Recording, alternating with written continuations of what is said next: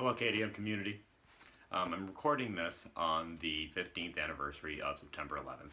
Obviously, there are a lot of emotions that Americans all across the country are feeling today.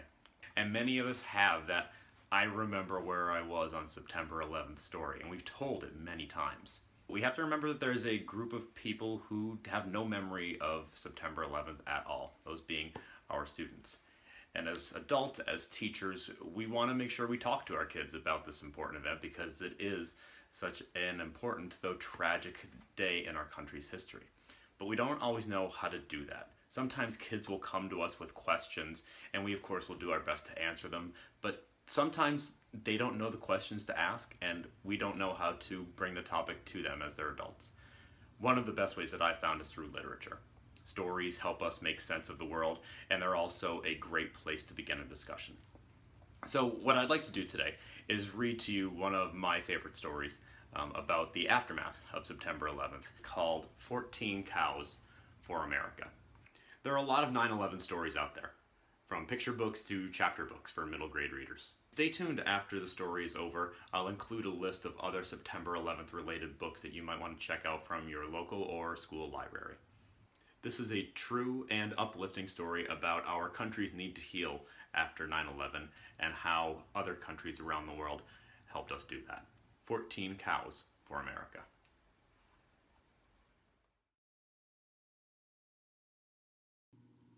In collaboration with Wilson Cameli Naoma, by Carmen Agra Deedy, illustrated by Thomas Gonzalez.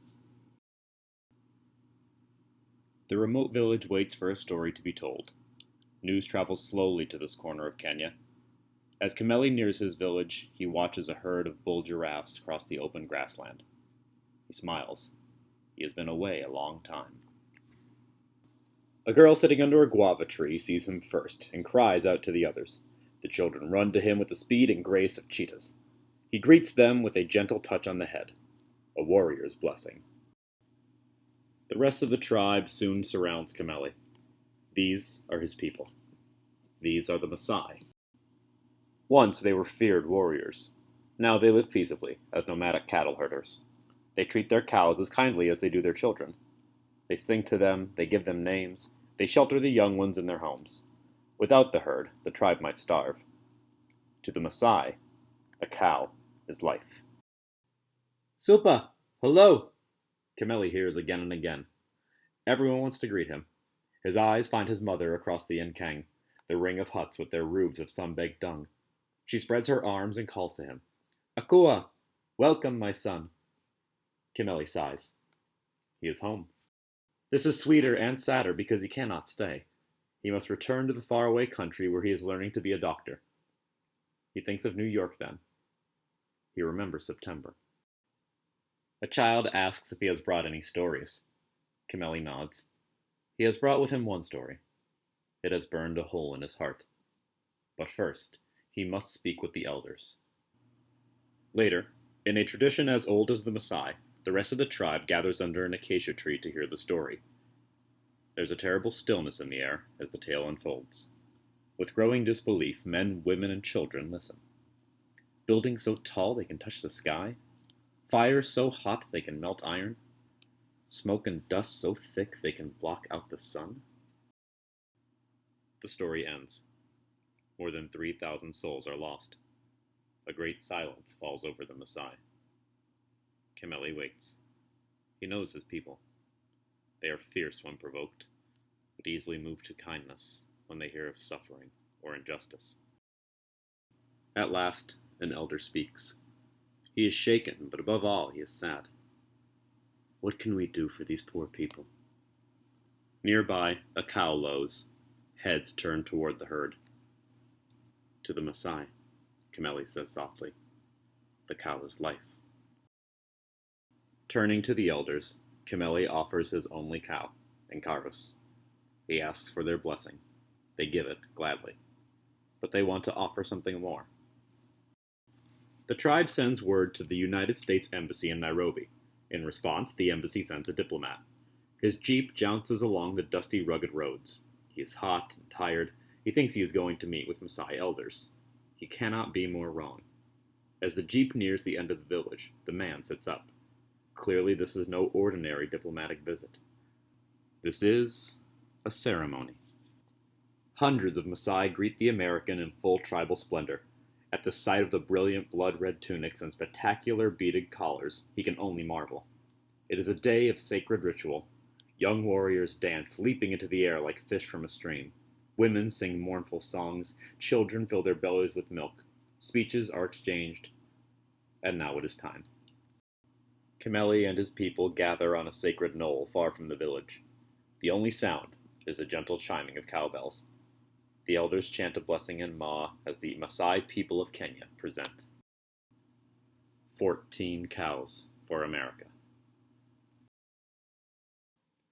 Because there is no nation so powerful it cannot be wounded, nor a people so small they cannot offer mighty comfort. A note from Kameli Naoma. I am the Kameli in this story. I grew up in a small village in Kenya. When I was a little boy, my mama said I was too gentle to be a fierce Maasai warrior. I fed little nestlings in the bush and rescued drowning ants from water puddles. I loved taking care of the cows that belonged to the elders. I felt a close bond with them. A Maasai boy is like one of the calves in the herd. He drinks milk from the cows and feels protected by the bull. My mama was too poor to own a cow. I dreamt of having one someday for my mama and me. It was my biggest dream. As a young boy, I spent much of my time with the grandpas and grandmas of my tribe. It was through them that I learned my tender warrior heart was not a bad thing. They taught me that the Maasai valued more than strength and boldness.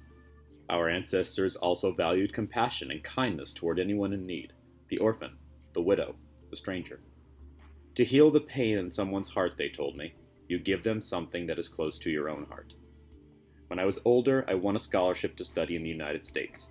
Many American moms and dads welcomed me to their homes as they would their own child. Like the Maasai elders in my village, these people showed me kindness by taking me in and helping me get an education. America became my second home. I was in New York City on September 11, 2001. What happened that day was devastating. Many people were left without their mothers and fathers, sisters and brothers. Like countless others, I watched brave firefighters and police officers risk their own lives to save people. My warrior heart could not sit still in me. I wanted to do something to help. My childhood heart told me what to do. Offer a sacrifice in the way of my people.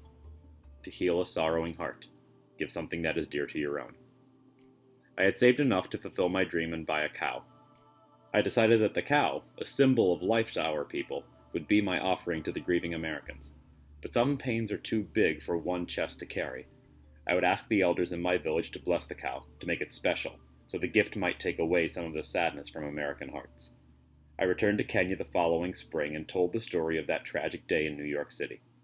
Hearing my story, seeing my tears, the ancient spirit of my people was stirred up. When I presented my gift for blessing, others offered up their own precious cows. 14 cows were blessed that day. It was a great moment in my village. We were helping to heal a people far away. When the American ambassador and his wife came to our village to accept the cows, the Star-Spangled Banner played over a loudspeaker during the ceremony. Although my people did not understand the song, they stood along with the Americans and placed their hands across their chests. Seeing hundreds of Maasai standing with him in respectful silence made the American diplomat cry. His tears caught the Maasai by surprise, and we were all swept up in the deep emotion of the moment. A connection between the two cultures had been made. We felt we had taken some of America's pain into our Maasai hearts. These sacred healing cows can never be slaughtered. They remain in our care in Kenya under the guidance of the Reverend Elder Mzee Ole Yampoi. The original 14 have calved, and the herd now numbers over 35. They continue to be a symbol of hope from the Maasai to their brothers and sisters in America. The Maasai wish is that every time Americans hear this simple story of 14 cows, they will find a measure of comfort and peace.